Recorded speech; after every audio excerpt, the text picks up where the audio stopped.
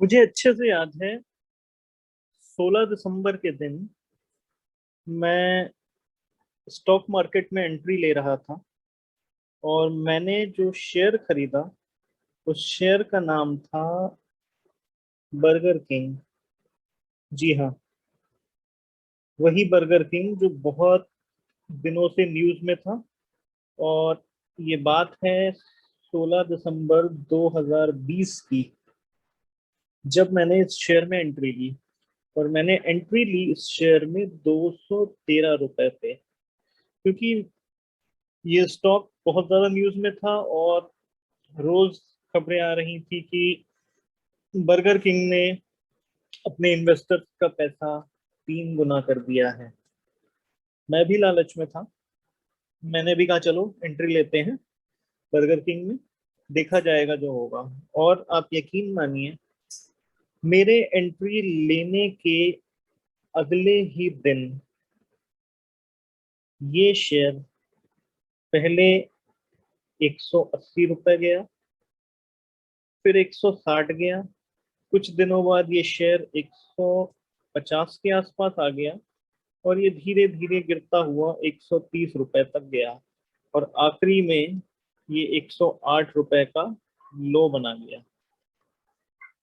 अब सोचने वाली बात ये थी मेरे लिए कि क्या मैंने कोई गलती कर दी, क्योंकि बर्गर किंग जितना मुझे पता है एक बड़ा ब्रांड है।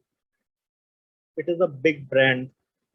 लेकिन मुझसे गलती कहाँ हुई, मुझे ये नहीं समझ में आ रहा था। मुझे भी बाकी सब लोगों की तरह यही लग रहा था कि क्या मेरा पैसा डूब गया, क्या मैं नुकसान में चला जाऊंगा, और क्या ये शेयर कभी भी रिकवर नहीं करेगा, मेरा सारा पैसा ऐसे ही डूब जाएगा क्या। तब फिर मुझे किसी की कही हुई एक बात याद आई, जिन्होंने कहा था कि सेंसेक्स हर 6 साल में 2 टाइम्स हो जाता है।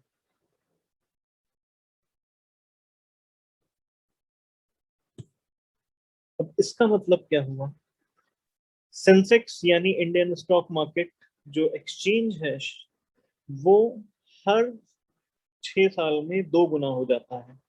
ये चीज मैंने प्रैक्टिकली देखी तो मैंने पाया कि 2015 के आसपास सेंसेक्स कुछ 21-22 हजार चल रहा था और आज की डेट में सेंसेक्स 50 हजार के ऊपर जा चुका है। तो इस बात से मुझे थोड़ी सी उम्मीद मिली। मुझे उम्मीद ये मिली कि अगर मैं शायद लॉन्ग टर्म तक इस शेयर को अपने पास रखूं तो ये मुझे अच्छा प्रॉफिट दे सकता है, मेरे पैसे बढ़ सकते हैं, शायद मेरा नुकसान रिकवर हो जाए। तो नमस्कार दोस्तों, मेरा नाम है पुरुषोत्तम निगम और मैं भी आपकी तरह एक बिगिनर हूं। और मैं चाहता हूं कि जो गलतियां मैंने करी स्टॉक मार्केट में वो आप ना करें। तो जितना मैंने सीखा वो मैं आपको कोशिश करूंगा अपने इस YouTube चैनल के थ्रू सिखाने का, जिससे कि आप वो गलतियां ना करें जो शायद मैंने कभी करी। तो आगे बढ़ते हैं। अब जब मुझे इतना नुकसान हुआ तो मुझे वापस से अपने बेसिक्स को ब्रश अप करने की जरूरत पड़ी कि मैं गलती कहाँ कर रहा हूँ। तो मुझे ये समझ में आया कि मेरा जो स्टॉक सिलेक्शन था, स्टॉक वॉज गुड, स्टॉक में कोई खराबी नहीं थी। लेकिन मैं गलती कहाँ कर रहा था? मैं गलती कर रहा था एंट्री पे। जहां मैंने एंट्री ली वो टाइम गलत था। उस टाइम पे एंट्री नहीं लेनी चाहिए थी मुझे, ये मुझे समझ में आया। पहली बात तो स्टॉक मार्केट के बेसिक नंबर 1 में आपको पता होना चाहिए कि आपको एंट्री कहाँ पर लेनी है और आपको एग्जिट कहाँ पर करना है, सबसे बड़ी बात। दूसरी बात, आपको किसी स्टॉक में नहीं, आपको बिजनेस में इन्वेस्ट करना है। आपको ये गौर करना है कि जिस भी कंपनी में आप इन्वेस्ट कर रहे हो उसका बिजनेस कैसा है, क्या उनका बिजनेस ग्रोइंग है और ये आपको लंबे टाइम पे अच्छा रिटर्न दे सकता है या नहीं। ये जानना बहुत ही आसान है कि किसी स्टॉक में आप कौन सा ऐसा स्टॉक है जिसको आपको एंटर करना चाहिए, जो आपको कुछ समय बाद अच्छा रिटर्न दे सकता है। तो बहुत सिंपल सी बात है दोस्तों, हमें उस स्टॉक में इन्वेस्ट करना चाहिए या उस बिजनेस में इन्वेस्ट करना चाहिए जिसको हम पहले से जानते हैं।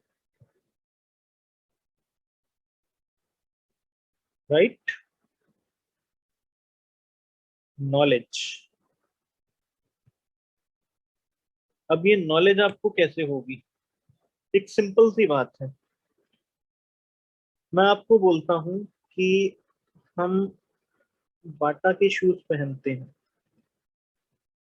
राइट, हम नेस्ले के प्रोडक्ट यूज करते हैं, हमारा account, bank account HDFC, ICICI और मे बी SBI या किसी और बैंक में है, PNB, कैनरा बैंक, राइट। तो अगर हमें ये विश्वास है कि अगर हम बाटा की चप्पल पहनेंगे या बाटा का जूता पहनेंगे तो हमारे पैर गंदे नहीं होंगे, प्रोडक्ट रिलायबल है, राइट, कटेगा फटेगा नहीं, लंबे समय तक चलेगा, ठीक है। उसी तरह से हम HDFC में, ICICI में, SBI में अपना बैंक अकाउंट रखते हैं, तो उसका शेयर क्यों नहीं खरीदते,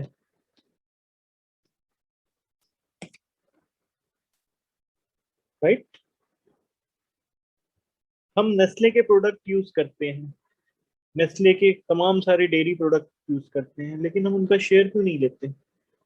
सोचने वाली बात यह है कि इन प्रोडक्ट्स को हम बचपन से देखते हुए आ रहे हैं और इनको हमने अपनी आंखों के सामने बढ़ते हुए देखा है। जो बाटा की चप्पल आज से 10 साल पहले मे बी 100 रुपए की आती थी, वही बाटा की चप्पल आज की डेट में 500 रुपए की आती है। इट मीन्स 5 टाइम ग्रोथ हुआ है उनके बिजनेस में, 5x ग्रोथ हुआ है over the period of 10 years। तो इससे आप अंदाजा लगा सकते हैं कि आपको थोड़ा सा पेशेंस रखना है।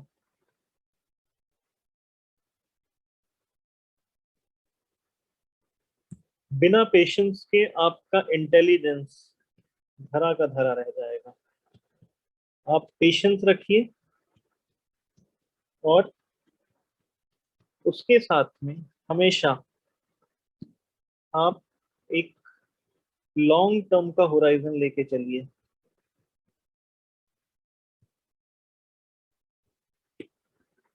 लॉन्ग टर्म, तो जैसे कि मैंने बोला कि आप लॉन्ग टर्म में जो शेयर, शायद मैंने गलती करी, बहुत ऊंचे प्राइस पे खरीद लिया, लॉन्ग टर्म में वो शेयर अल्टीमेटली मुझे प्रॉफिट देकर जाएगा। तो हमें इस बात का हमेशा ध्यान रखना चाहिए कि हम कोशिश करें लॉन्ग टर्म में शेयर लेने की। और ये कब होगा, ये तब होगा जब आप अपना पैसा इन्वेस्ट करेंगे और आप हमेशा ऐसा पैसा इन्वेस्ट करें जिसकी आपको हाल फिलहाल में जरूरत नहीं पड़ने वाली है, और आपको लोन लेने से बचना चाहिए। आप ऐसा ना करें कि आप लोन लेके स्टॉक मार्केट में इन्वेस्ट करते हैं, राइट। तो पैसा वो डालो जो आने वाले 1-2 साल में आपको जरूरत नहीं पड़ने वाली है। उधार लेकर आप इन्वेस्ट मत करो, ठीक है। उसके साथ साथ आपको कुछ चीजें और भी ध्यान में रखनी चाहिए। सबसे पहली बात, आपको ये सोचना चाहिए कि कौन से ऐसे स्टॉक्स हैं, कौन सा ऐसा बिजनेस है जो ग्रो कर रहा है। अगर मैं एग्जांपल ले लूं, तो इस पेंडेमिक सिचुएशन में जबकि सब कुछ ठप पड़ा हुआ था, आपने नोटिस किया होगा कि आईटी सेक्टर आईटी सेक्टर बहुत तेजी से ऊपर जा रहा था। क्यों? क्योंकि आईटी एक ऐसा सेक्टर था जिसको पेंडेमिक का कोई खास असर नहीं पड़ा। आईटी का काम वर्क फ्रॉम होम से चल गया, लोगों की प्रोडक्टिविटी भी निकल आई, और जो ऑपरेशनल एक्सपेंसेस थे वो भी कम हो गए।